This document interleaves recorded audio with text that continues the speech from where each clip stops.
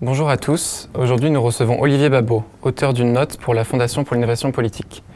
Olivier Babot, pourquoi une refondation de l'audiovisuel public s'impose-t-elle ? L'audiovisuel public ne doit faire que ce que l'audiovisuel privé ne peut pas faire. C'est ce qu'on appelle le principe de subsidiarité.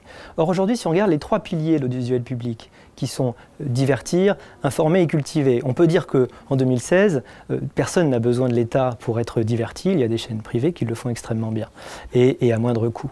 Est-ce qu'on a besoin de l'État pour nous informer? Alors peut-être qu'à l'époque des blogs et des réseaux sociaux, on peut en douter. Moi, je penche plutôt pour l'idée qu'il y a la place, il y a une justification pour une chaîne, une radio d'information.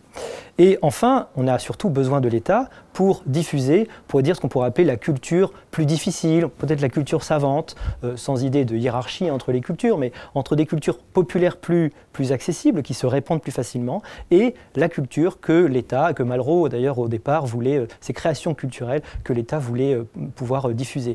L'idée de cette réforme que je propose, c'est de refonder l'audiovisuel public autour de cette mission essentielle de la diffusion culturelle, en faisant l'audiovisuel public l'orchestrateur, le coordinateur de créations culturelles que le privé ne pourrait pas faire ou ne fait pas, par exemple du théâtre, par exemple des talk-shows, par exemple l'opéra ou des choses comme ça, des diffusions qui pourraient être proposées dans ce paysage audiovisuel de demain numérique où la consommation va être de plus en plus tirée, c'est-à-dire à la demande et non plus poussée.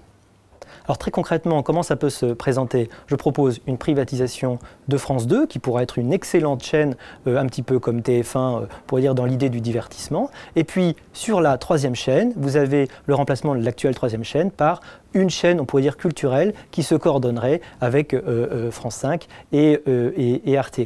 Une organisation extrêmement légère avec des gens qui vont faire travailler des réalisateurs privés sur une base de totale indépendance, avec une indépendance vis-à-vis du pouvoir, une indépendance idéologique qui doit être réaffirmée. Et on pourrait imaginer des principes, par exemple, de crowdsourcing dans les sujets qui vont être choisis. Tout ça pour être une sorte de réacteur extraordinaire de création et de rayonnement culturel français.